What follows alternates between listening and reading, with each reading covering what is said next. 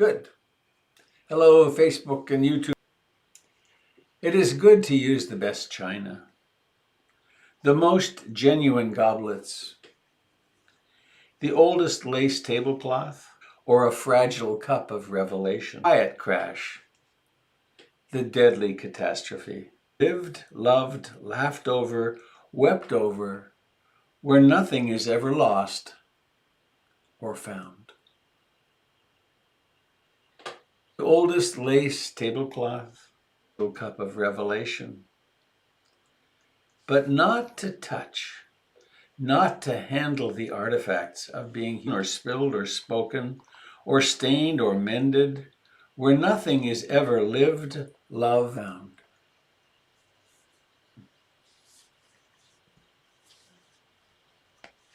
Maybe this is the special occasion. Right now, this is the special occasion, because this is the moment.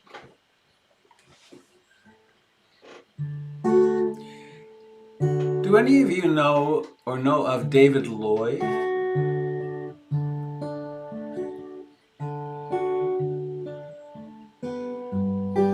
I got his book in the mail yesterday with a lovely inscription.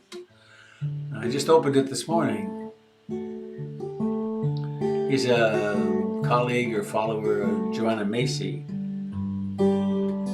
More will be revealed. Temperature changes, the guitar tuning. All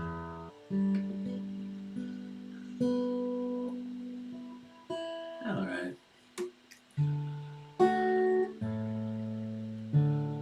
So, a familiar tune, familiar powerful concepts. I take refuge in being awake. I take refuge in what's discovered, in that awakeness. Taking refuge in reality. And I take refuge in the community of practice, in the community of all life, where I truly belong.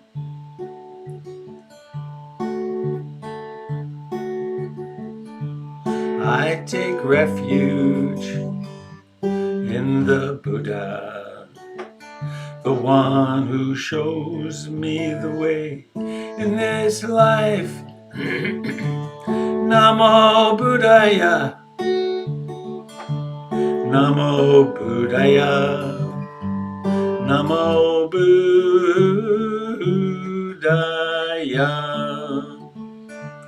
I take refuge in the Dharma, the way of understanding and love. Namo Dharmaya, Namo Dharmaya, Namo Dharmaya.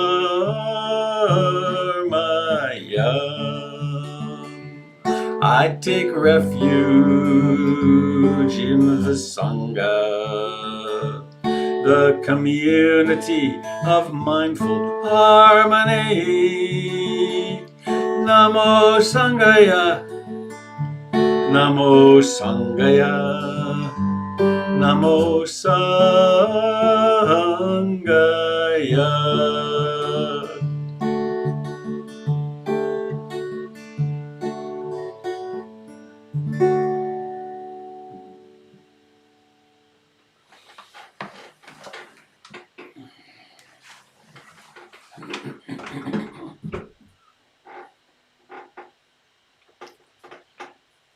It is good to use the best china.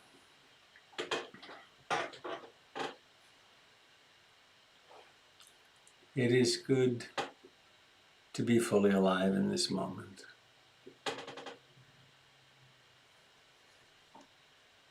How fully present dare I be?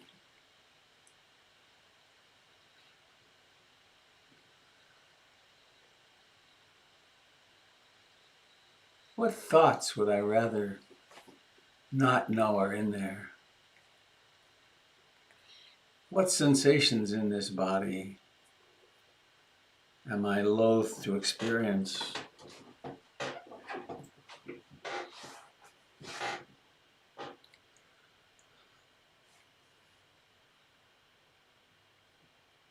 What joy, what tranquility is more than I allow myself.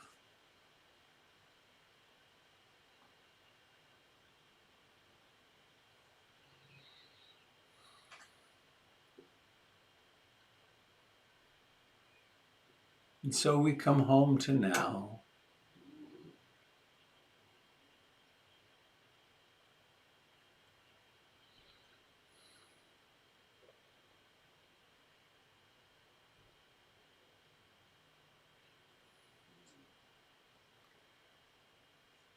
And land in the body.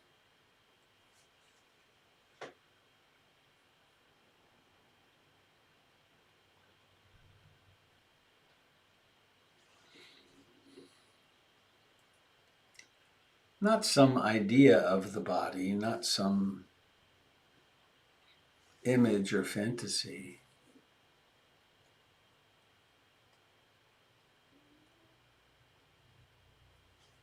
but here, now, the sensations of life,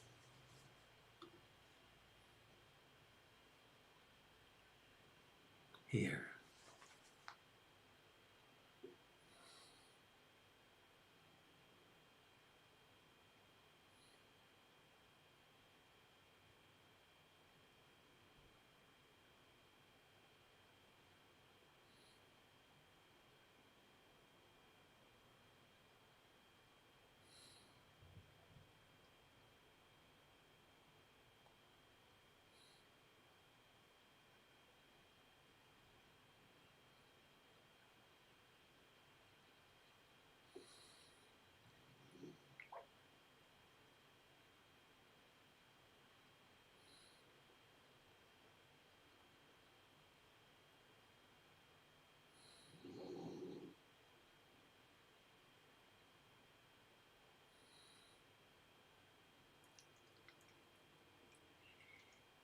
Each breath is an invitation.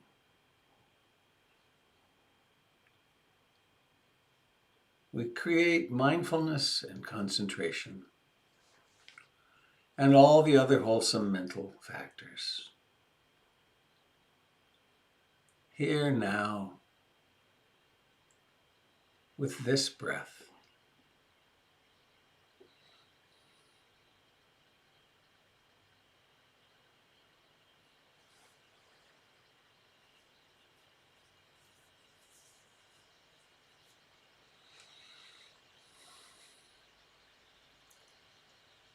Making room in our view of the world for the wandering mind, for the hindrances.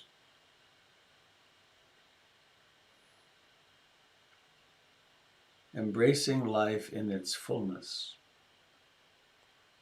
one breath at a time.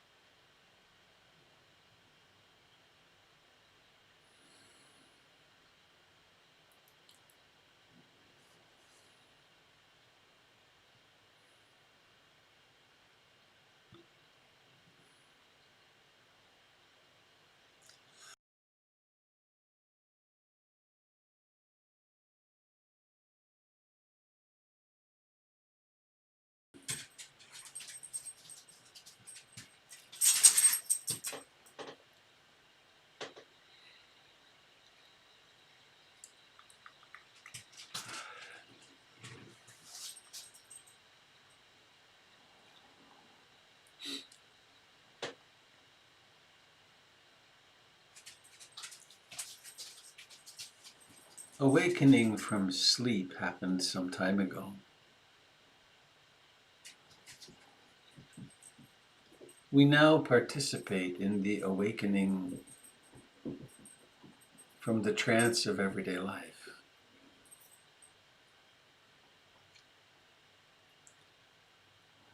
From the trance of the stories, the descriptions of life, the insulation against life in its bare truths.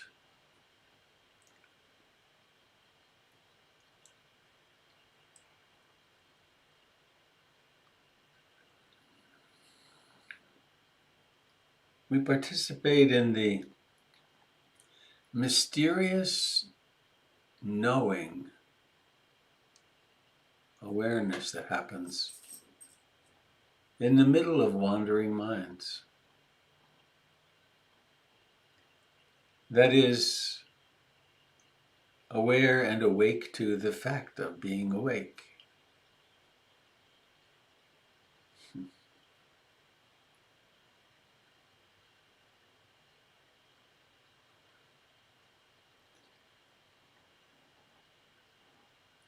There is awakening in the midst of the planning to do an action,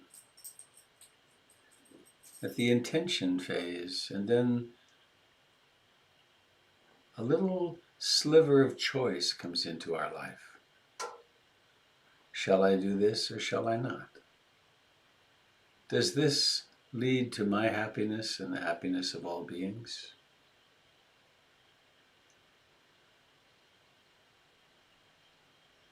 And so we take the helm of our life to fully engage.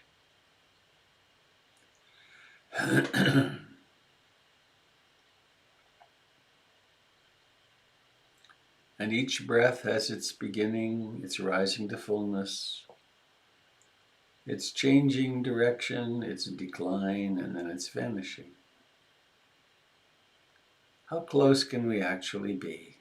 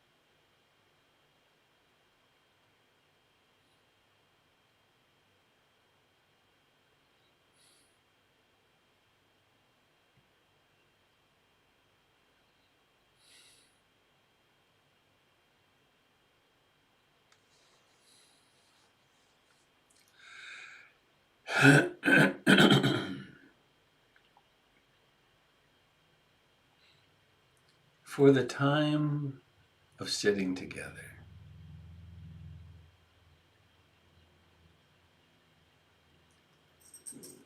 we let go of all tasks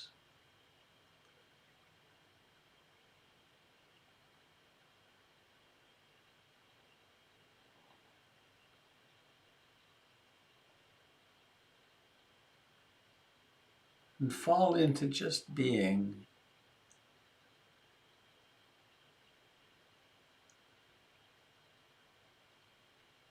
and being alive.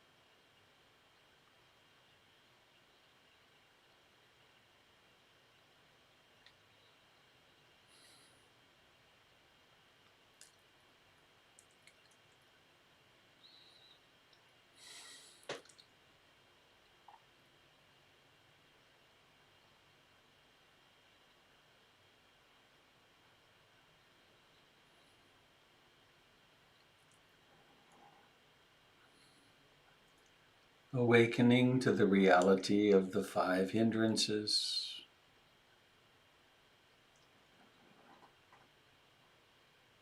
The mind may be colored by, scented by desire, wanting a pleasant experience, wanting that concentration and bliss that I had yesterday, or looking forward to some pleasurable activity today. Or it might be colored by aversion, disliking, striking against. I don't like what this experience is right now. Or there could be waves or oceans of restlessness and agitation and worry.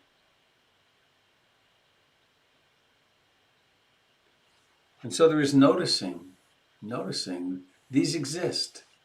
These are realities of the moment. There could be sloth and torpor, dullness, sleepiness. Minutes could go by with no awareness.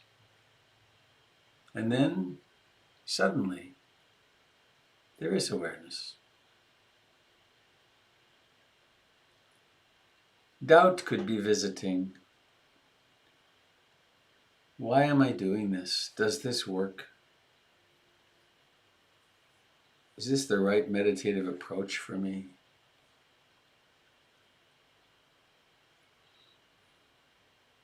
Skepticism. And these, quote, hindrances can come anytime. They come in packs. Multiple hindrance attacks. And we know exactly what to do, which is to notice them for what they are. They are impersonal. They are inner weather. And they are transient.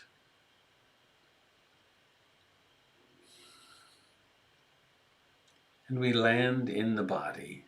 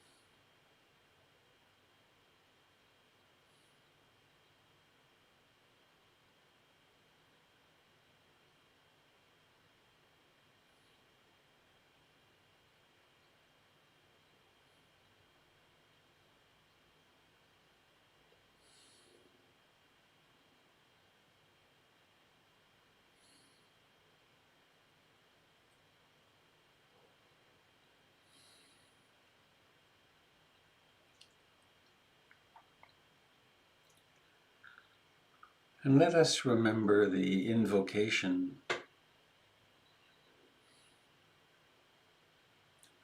I aspire to love and accept myself exactly as I am in this moment.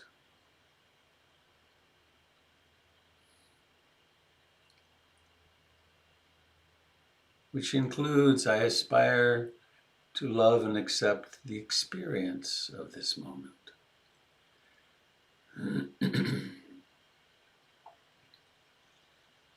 So there is a surrendering into life, a willingness to experience what's actually happening.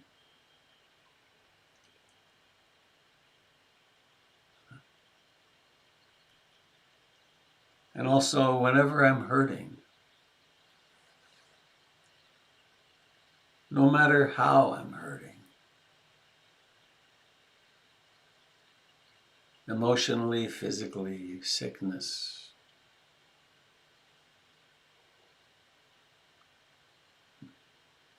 loneliness, fear, anger,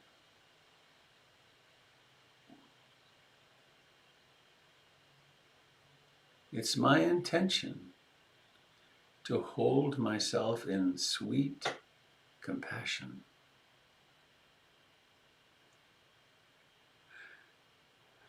The love and compassion we have always dreamed of, wished we had had when we were children. We now offer that to ourselves. It's a radical change.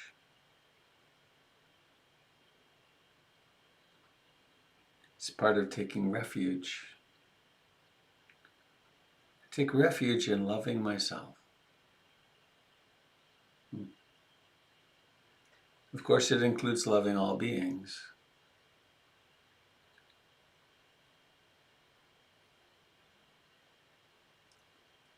Please engage with the life of your body right now, where it touches the cushion or the chair, where your hands touch.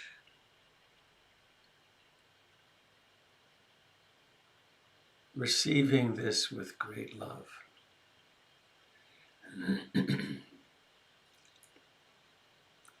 Or perhaps no adjective is useful even, just with loving kindness.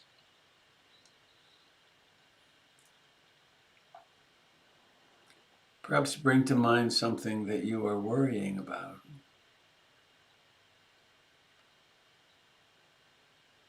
Something that troubles you in life.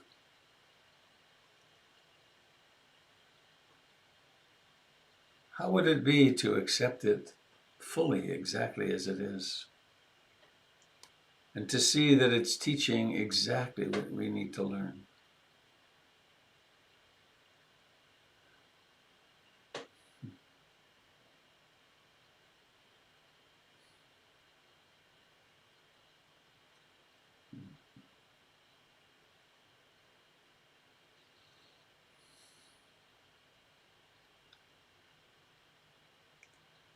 What if what Joanna Macy says is true? That we are part of the great turning.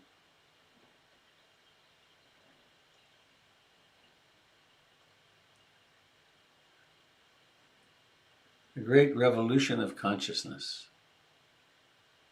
And that we've been training our entire lifetime to take our place.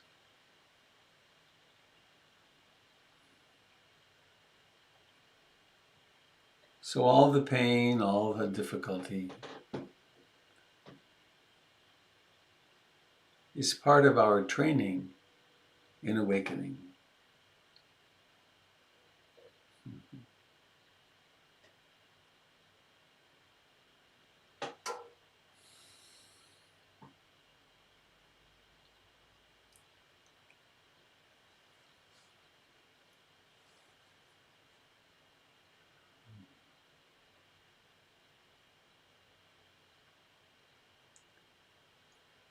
Please now open to the cloud of sensations that is what we think of as our bodies.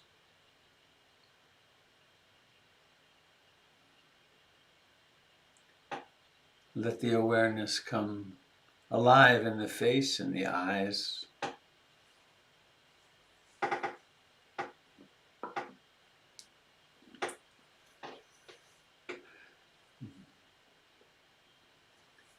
And allowing the gong to signify, in the first instance, wake up.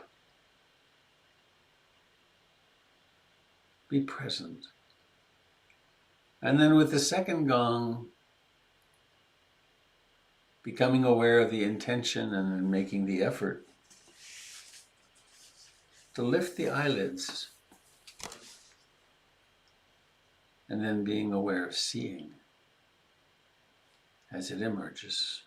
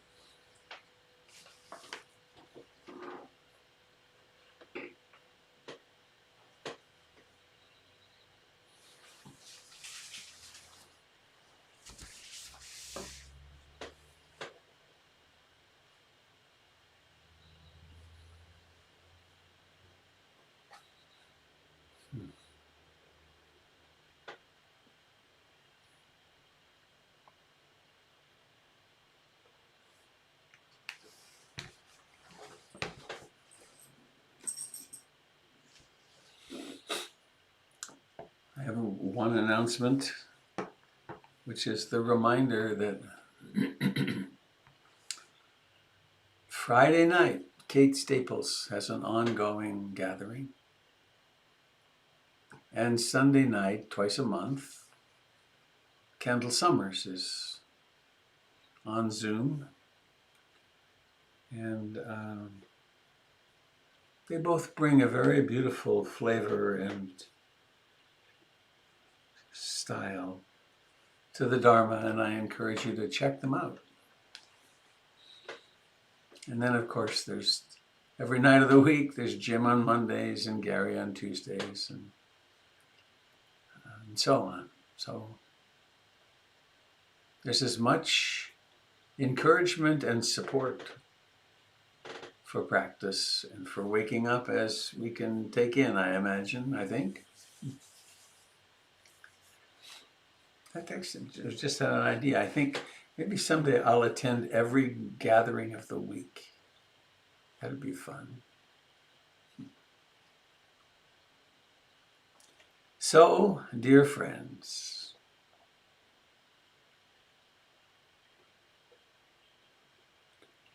Have you anything to bring to is there anything that wants to bring itself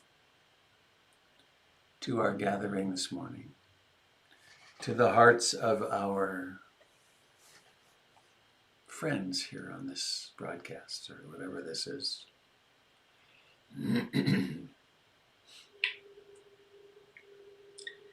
Hi, Robert. It's Janet. Hello, Janet. Hi. I have a question, or I guess it's a question. The idea of being, I guess I'll say, so awake that when things happen, you have a choice, I guess, about reacting or you might respond. It really appeals to me. But what I find is I'm not very skilled at it. And I end up down the road with emotions and things. And sometimes, I'm just wondering, it feels like it's a little bit of a dance. And I'm not very good at it yet. So I wondered if you could offer me any guidance. I can. I'm looking for a poem. I have a lovely poem for the moment. Poetry. All right. This is a little poem by, what's her name? Portia Nelson. It's called Autobiography in 5 Chapters. I walk down the street. There's a deep hole in the sidewalk. I fall in. I'm lost. I'm hopeless. It isn't my fault. I walk down the same street. There's a deep hole in the sidewalk. I pretend I don't see it. I fall in again. I can't believe I'm in the same place, but it isn't my fault. It still takes a long time to get out. I walk down the same street. There's a deep hole in the sidewalk. I see it's there. I still fall in. It's a habit. My eyes are open. I know where I am. It's my fault. I get out immediately. I walk down the same street. There's a deep hole in the sidewalk. I walk around it. I walk down a different street.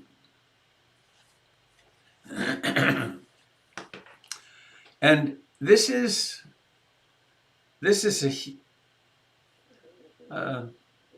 here's my values. This is the highest human aspiration.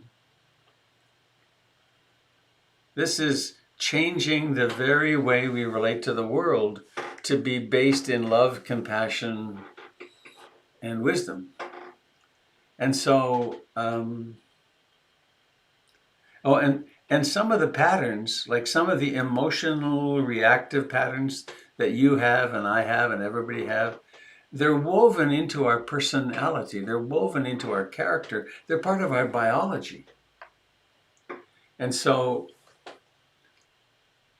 developing a stillness of heart and consciousness and awareness that can bear with these things as they emerge, as they want to be acted upon, as they do get acted upon.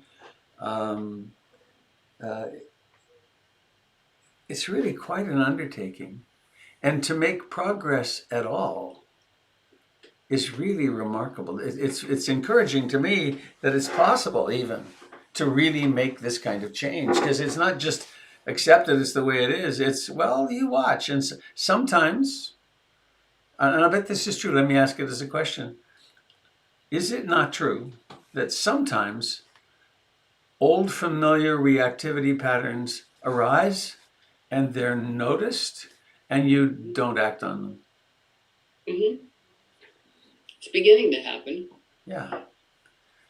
And that's taking heart in that, I think, is important. And sometimes, I mean, some of the patterns. There's a stage with some patterns. It's like, it's so tedious. It's like, oh, for God's sake, here's the same reactivity. But then, what do we do with that? To notice that self-judgment. I should be further along than this. I mean, I sometimes say that about myself. It's almost 50 years of meditation and thousands of hours of therapy and meditation and body work. And this, this is the further I've come. It's uh, the very fact of making inroads is really worthy of tremendous love and appreciation for ourselves. And we can get impatient. And then when that happens, when the impatient and self-judgment happens, then that becomes the object of the meditation. To love that in ourselves. Because we can go, oh, one can say to oneself, you're so slow, or you're so stupid, or why are you not getting this? And there's the old self-hatred. It's right there. Then that's the object of observation. And then how do we hold ourselves in sweet compassion with that? That makes sense? Oh, you went, I can't hear you. So I can't hear you. Is it still working for other people? Yes. Oh, hang on. Maybe my speaker died again. Hello? I missed your last sentence or two. Sorry. Oh, well, all I was going to say was thank you. Yes, that does make sense. And this is a big, well, this is what you do for me every day, actually, is you're that little, I don't know, big reminder, I guess. It's like, keep trying, keep on keeping on with this. So thank you. And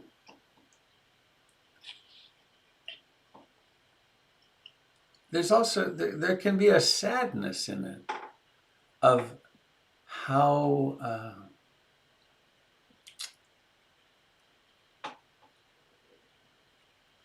Mara is really powerful.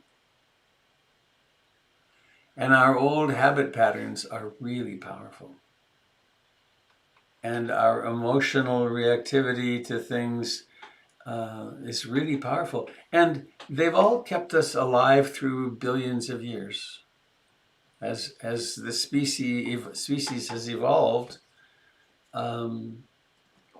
having instant rage is pretty important when you're living on the savannah and you've got a soft belly and creatures are attacking you and stealing your children, and that's just an eye blink ago for our evolutionary development. And so it's having great compassion for ourselves in the process of awakening is essential. And also, I mean, it's funny because there's this tension of the opposites. Also realizing, okay, there's a task to do here. There's something to do, and I need to do it, which is one of the reasons I encourage people over time is sit longer. Sit for an hour a day. Sit for another hour a day if you have time. Do a very mindful walk. Chop carrots really mindfully. I always use chopping carrots because I have this fetish for carrots. I love carrots. And I had my first ever really fine carrot crop this year. And we're going to have carrots into January. It's wonderful. So that's my chopping carrots image. But it's devoting ourselves, not in some kind of getting rigid way, but right, this is the most important thing, to be awake in the moment. And it also is how I come to life, how I use the best goblets. Thanks for that's a really helpful question.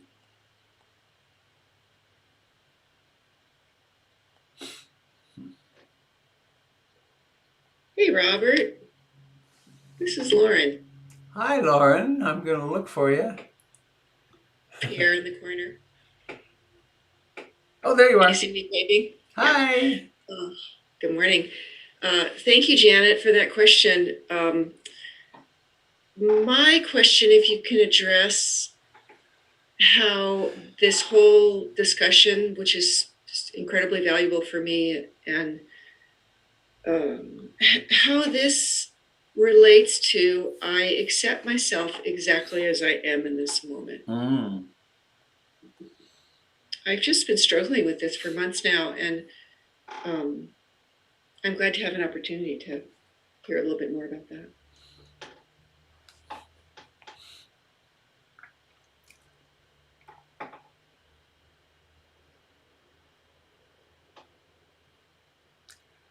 Awareness is uncoercive. It's not demanding. It's not pushy in the least way. I heard there's a lovely little booklet, The Power of Mindfulness, by Nyanaponika Thera, where he talks about mindfulness is like the sun. Awareness is like the sun. It shines on everything equally, without distinction. And the very practice, the very moment of awareness and the object arising,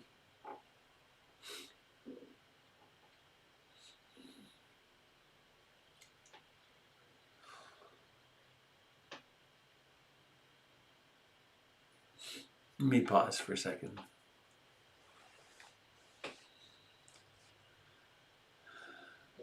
There's a paradox. I aspire to accept myself exactly as I am in this moment, and I aspire to become more loving, more compassionate. I aspire to change myself in a way, to allow myself to become these things. And it does sound contradictory, but I think it's paradoxical rather than contradictory. That there's that part of my being that has will and intention and aspiration, and then there's that other part which is simply extant. It just is. And so with the intention of being in the present moment,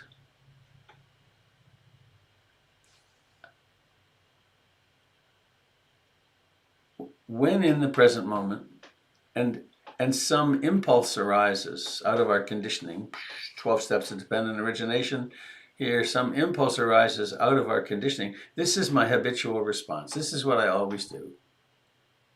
But then there's awareness. And then sometimes even, it's not even that one doesn't will to not do it. It's simply there's enough light, there's enough awareness that allowing the next step in the procession simply isn't an option. It just doesn't happen because there's sufficient awareness that it interrupts the cycle. And that's a loving intervention that isn't coming from will, it's coming from simple knowing. That making sense? It's hard to talk about this stuff. Well, the word paradox has been the reverberating word for me.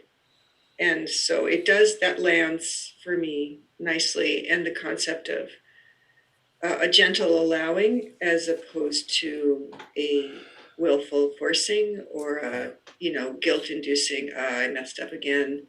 So yeah, I think that matches with what I have been gathering. I just wanted to hear you say it. There's a mantra that I use myself, maybe more often than I wish. And it's 2 words.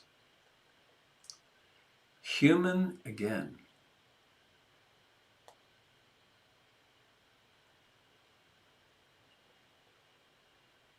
Oh no, I blew it again.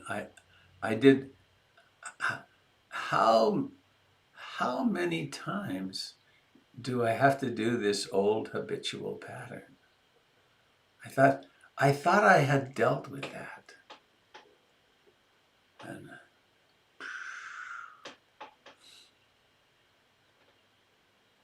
I had a family meeting the other day, a consequential extended family meeting, and my my first wife was there. I was I wasn't too surprised, but it was dismaying how neurotic I get in that circumstance. How much anxiety there is. How it's like, wait a minute. This this is an unrealistic. This reactivity is really primitive. Yeah, human again. Here's here's another collection of psychic seeds that are not ripened yet, and so I survive. I survive through it and be as awake as I can. But it's uh, I was exhausted. I was exhausted, wiped out the next day from a 2-hour meeting. It was like, I mean, enough already. But put me in certain contexts, and it activates old emotional patterns.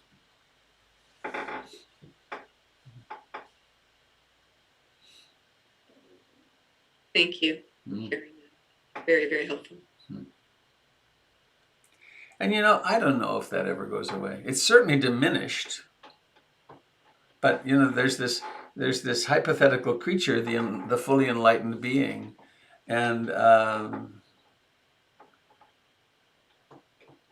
there's a person who perhaps was a fully awakened being, Nisargadatta Maharaj, who the book I Am That is about, and to watch the videos of him, which you can watch on YouTube,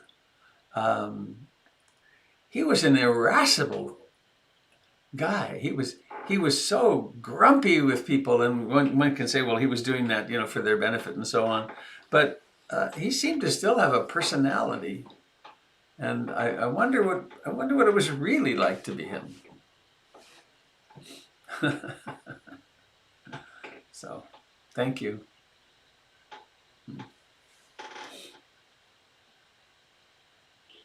Hey, Robert, it's Michelina again. Michelina, hello.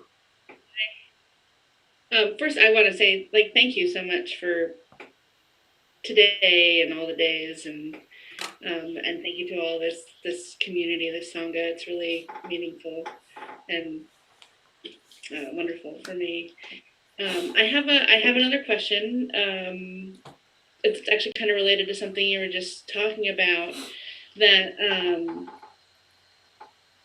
when people with whom I have difficulty of all kinds show up in my meditation.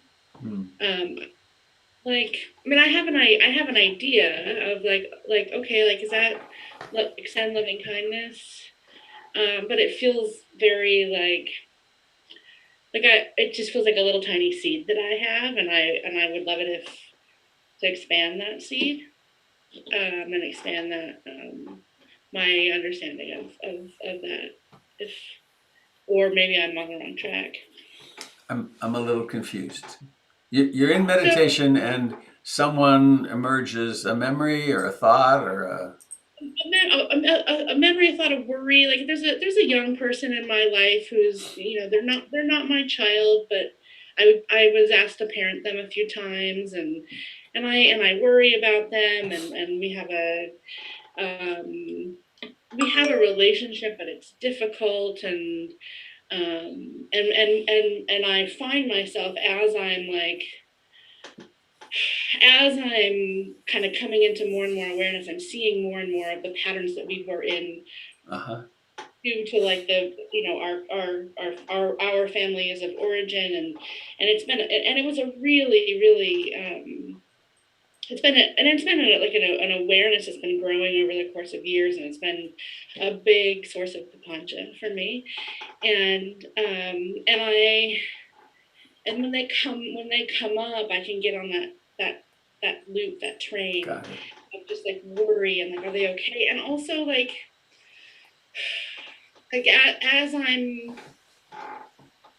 as I'm learning to care for myself, I am creating some distance between us and some space. And they're 18, and there's this there's this balance I'm trying to find between like letting them like kind of like do their own thing, but also wanting to um, protect myself from the patterns we're in, and also kind of protect them from the patterns that we have been in, and create some space for some like something new. But it's painful, and it's a physical pain trigger for me. Like a 20-minute conversation with them can activate a lot of body pain and several Mm-hmm. days of dysregulation.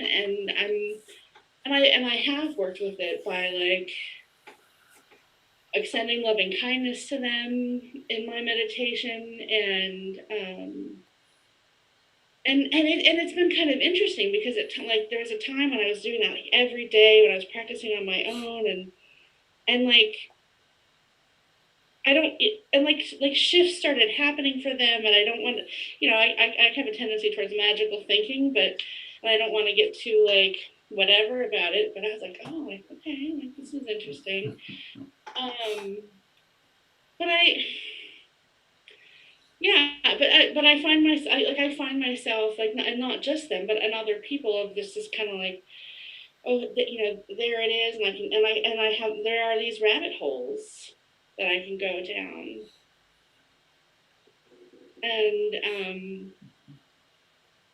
And I'm wondering if this is like a time moment to like you were talking about yesterday. I found my mala. Oh, good. Yeah. To like kind of like like turn. And this idea of suppression, like I've almost been wondering if it's more like a diversion or like a guidance, Mm. like we're gonna like let it be here, but we're gonna like give it a little bit of a container or a structure. Am I like am I thinking along the right lines? Or Well, you're remarkably human. Uh, te- good? teenage teenagers leaving home or teenagers becoming autonomous is a mess. It's always a mess if you're deeply in a relationship.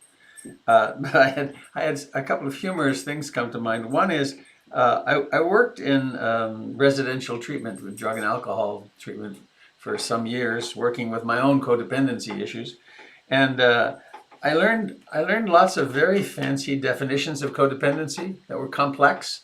But then the one that I learned that stuck is very simple. It goes like this: a codependent is a person who, when she falls off a cliff, somebody else's life flashes before her eyes. Yeah. And so,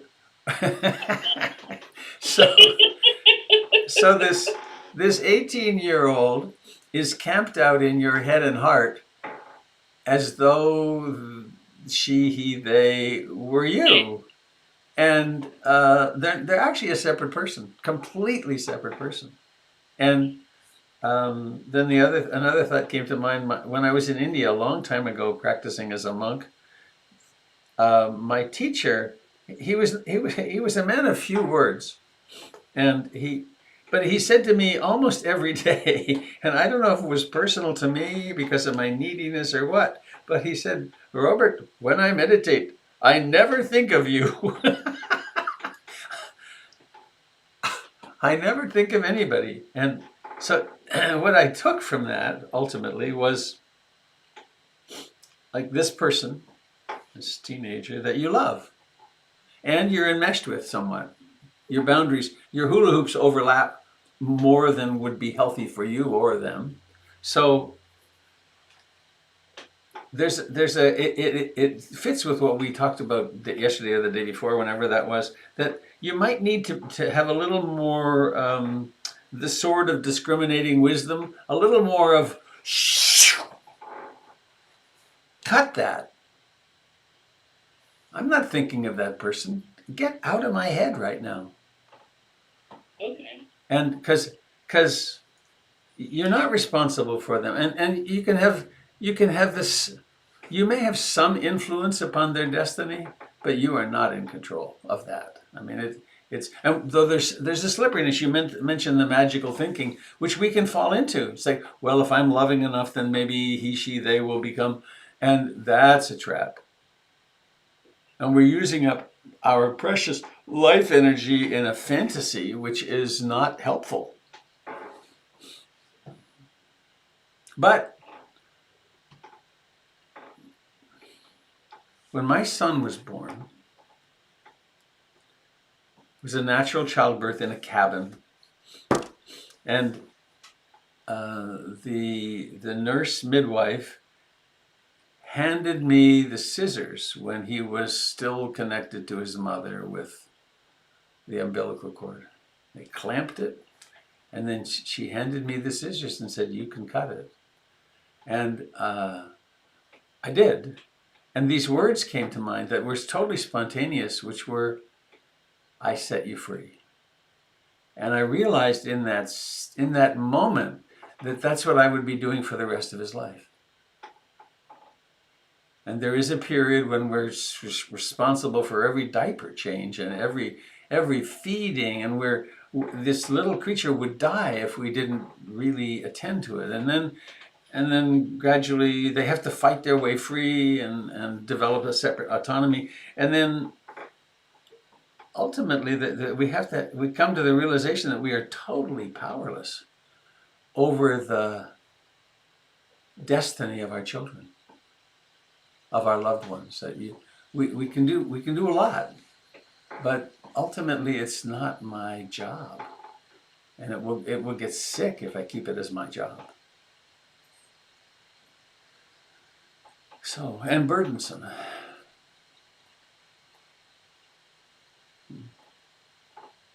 One more thought pops to mind, which is,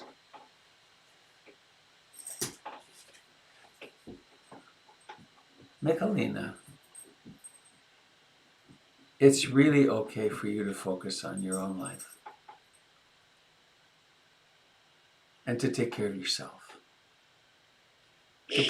To put yourself really at the top of the heap, and it's time. And other people can fend for themselves. You're worth taking care of. Yeah. Thanks.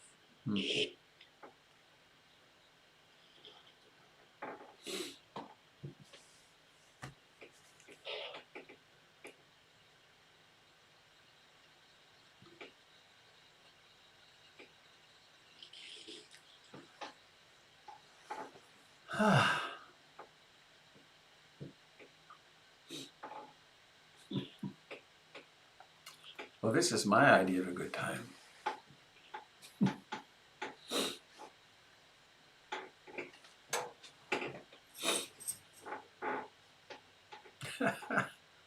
What's more fun than meeting in clearer and clearer heads and loving each other? I mean,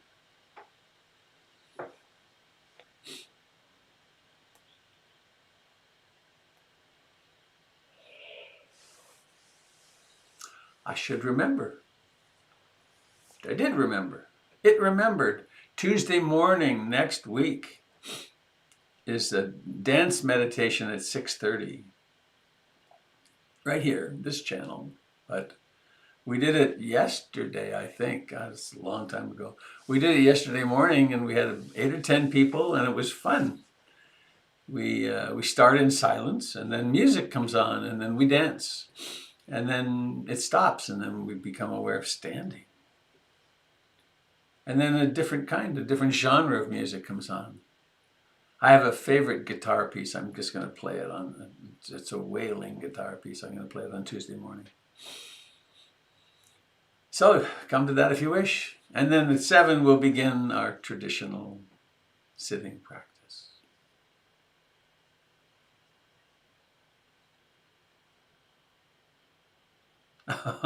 Teb's thrash metal. No. It's the Milky Way Home by a guy, I always forget his name.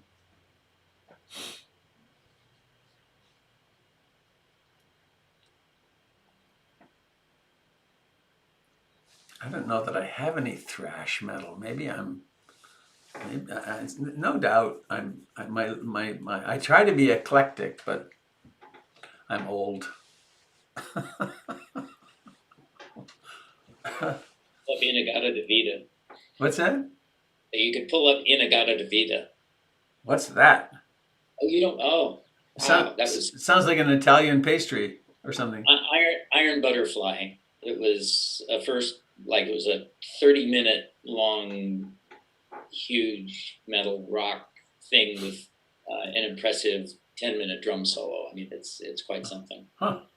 I'll see if I can find a link and send it to you. That'd be good. Thanks. Well, Classic 60s. It's 1:15. I need to go soon. Anybody sitting with anything else?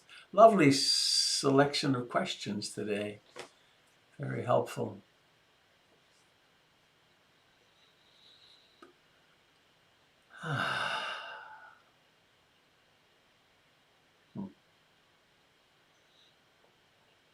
Hello there, young person with Aaron. Hi. Who are you? I'm Mara. Mara? Mm-hmm. Hi. Hi. You taking care of your mom there this morning while she meditates? Yeah. Yeah. I see. Huh. Well, it looks like you're getting along pretty nicely with each other right now. Yeah. Do you want to sing this morning? Yay. All right. You want to lead us? You want to start us? Yeah. Okay, everybody, you can unmute your mics. And then whenever you're ready, start with May all beings be happy. All right. May all Beings be happy. May all beings be happy. May all beings be happy. Sadhu, sadhu, sadhu. Thank you. That was great. Well, have a lovely mindful day, and if there's any goblets you haven't used in a long time, or anything you got packed away, today might be a great day to pull it out and enjoy it.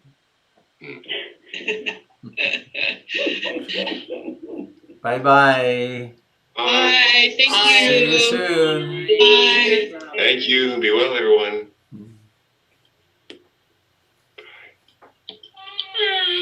Bye. Goodbye to the kids and all of us. Bye. Bye, Francine. Well, have a We can hum Inagata de Vida for you if you want. You could what? We can hum Inagata de Vida. Okay, I'm ready. Where are you? Dun. I'm trying to remember. Dun, dun, dun, dun, dun, dun, dun. And it did that for like half an hour. And then it goes, Inagata de Vida, baby. Right? Don't you know that I 1967, love you? I can't believe you don't know that, Robert. You're the music master. Not everything. Oh, almost everything. Philip's just commenting, how does he have time to do so much of these amazing things he does? Good question. I think it's probably not urgent that you know this. Well, but maybe it is. Maybe it is. You never know. Nice to be back. I was gone for a few days. I'm glad you're here. All righty. Bye-bye. Happy trails today. Happy trails.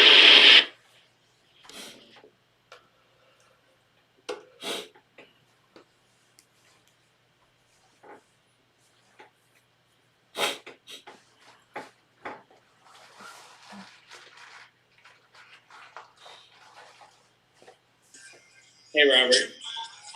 Hello. I turn this off. Hi, Dave. I just found the link. I put it in. I see it. I'm going to grab it. I think, can I grab it? I hope you can. No, I can't. Oh, there it is. I got it. All right. Thank you. What is it possible to purchase an hour of your time? Of course. How do I schedule that, or when can we schedule it? Let me call you.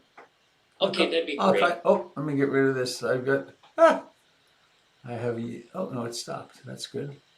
Anyway, if you play I'll give you a call. If you play that link, I dare you to sit still. Okay. All right, thank you. Bye. Bye.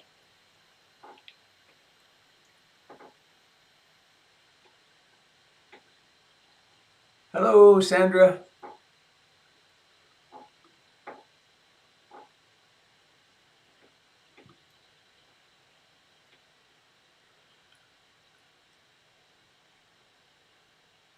All right, off I go.